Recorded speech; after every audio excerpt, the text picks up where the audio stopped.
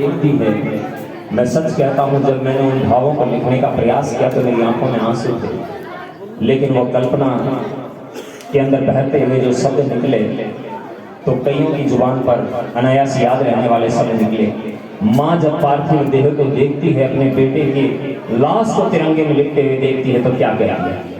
माँ अंधी थी कैसे देखे संविक शबीब लाल का, चाह रही थी चुमे मस्तक पाम पसारे फाल का, ना आंखों में मोती थे और ना हृदय में प्रीत थी, जन्मभूमि हित बेटा सौंपा यही जननी की जीत थी, पर अगले क्षण झपट पड़ी वह बेटे के सब छाती पे।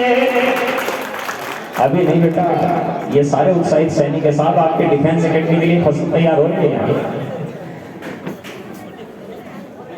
जब माँ की बात आती है तो मुझे एक छोटा सा दृष्टांत याद आता है कि जब भगत सिंह को फांसी हुई थी तो उनके माताजी उनसे मिलने गई थी और माताजी की आंखों में आंसू थे।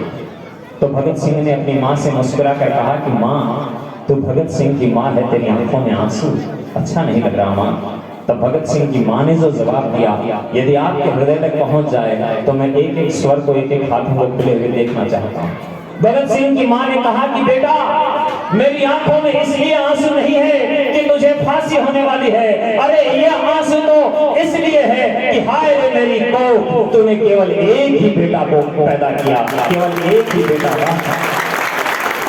काश मेरी को दूसरे बेटे को भी पैदा करती तो मैं हंसते हंसते उसे ही भारत माता की सेवा पे समर्पित करती। ये वीरांगनाएं, ये वीर माताएं हमारे राजस्थान, हिंदुस्तान और विशेषकर शेखावाटी की माताएं होती हैं, जब अपने बेटे को देखती हैं, उस पार्थिव देह को देखती है। मैंने कल्पना की कई बार जब हमें कारगिल युद्ध से मेरा बचपन गुजरा हुआ, किशोरावस्था में कारगिल युद्ध के समय था, कारगिल युद्ध के समय में किशोर, वहां से जब मैंने देखी ये परंपरा परिपाटी तो मैंने कुछ लिखने की चेष्टा की और माताओं की भावनाओं को आप लोगों तक पहुंचाता हूँ।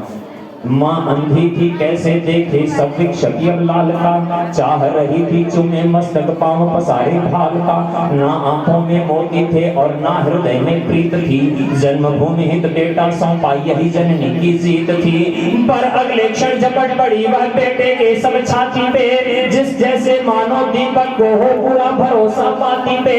अरे हंसकर तब वह बोल पड़ी के भाव सीने पे खाया है, हंसकर तब वह बोल पड़ी के भाव सीने पे खाया है। अरे जुग जुग जिए लाल तू मेरे पीठ दिखा नहीं आया है, जुग जुग जिए लाल तू मेरे पीठ दिखा नहीं आया है, जुग जुग जिए लाल। ऐसा केवल सारे हिंदुस्तान में होता है, केवल माताएं अपने बेटे के बलिदान पर मुस्कुरा कर उसकी छाती चेक करती है। हमारे हिंदुस्तान की, हमारी शेखावाटी की माताएं उनके वक्ष को देखती है कि गोलियां वक्ष पे लगी है या पीठ पर लगी है। इस कविता के दो बंद और हैं। और साहब, जब कभी किसी गलियारे से, राजनीतिक गलियारे से ये कह दिया जाता है सैनिक परिवारों को कि क्या हो गया, सैनिक मर गए तो क्या हुआ, जब किसी राजनीतिक गलियारे से ये कुछ बातें निकल जाती हैं कि सैनिक मर गया तो क्या हुआ, हम उसे पेट्रोल पंप देते हैं, हम उसे ये सुविधाएं देते हैं, तब हृदय को पीड़ा होती है। तब उन सैनिकों के सम्मान में, तब उन सैनिक परिवारों की आवाज को मैं लिखने की चेष्टा करता हूँ, मैं हिम्मत करता हूँ बोलने की। और यदि अंतिम पंक्ति तक आपको ऐसा लग जाए तो कम से कम 2 मिनट, कम से कम 2 मिनट तक सभी के हाथ हवा में लहराते हुए आशीर्वाद देंगे। इस पंक्ति, अंतिम पंक्ति तक आप मुझे पहुंचने दें। वो पंक्तियां मेरी, वो आशीर्वाद, वो तालियां मेरी पंक्तियों को नहीं होगा साहब, वो आशीर्वाद उन शहीद परिवारों के नाम होगा, वो आशीर्वाद उन तिरंगे में लिपट कर आने वाले हमारे यशस्वी बेटों के नाम होगा। तब मैं पढ़ने की चेष्टा करता हूँ, राजनीति के नाम, राजनीति के नाम एक तमाचा मारने की चेष्टा करता हूँ कि बस्ती बस्ती सोनापन है, गलियों में सन्नाटा है, जाने किसने मारा मेरी भारत माँ को चाटा है, कुछ अपनों ने ही आगे बढ़कर ये प्रस्ताव चले, बैरी ने जो भाव दिए थे उन जख्मों पे नमक मले, बोले कीमत देते हैं हम मरने वाले वीरों को, सेना में भर्ती ही होते मरने उन रणधीरों को, ये कहने का आखिर साहस कैसे हुआ मक्कारों का, और गिरधड़ क्या सीना नापेंगे जंगल के सरदारों का, गिरधड़ क्या सीना नापेंगे जंगल के सरदारों का, गिरधड़ क्या सीना। आपकी तालियों ने मेरा उत्साह दुना कर दिया।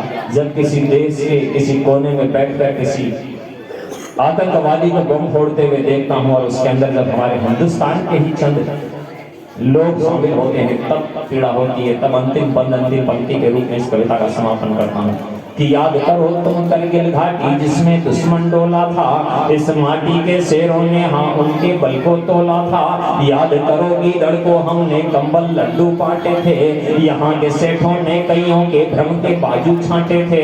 इसी धरा पर बलजबूर जी ने संरक्षण पाया था, थककर दुश्मन की सेना ने उनके यश को गाया था। पर लगता है सांप नेवले घुस आए चौखट भीतर, उनमें से कुछ गीदड़ जैसे कुछ उनमें से है भीतर। जिस थाली में खाया करते उसमें से ही छेद किया, खाया पिया इस माटी का दुश्मन को रे भेद दिया।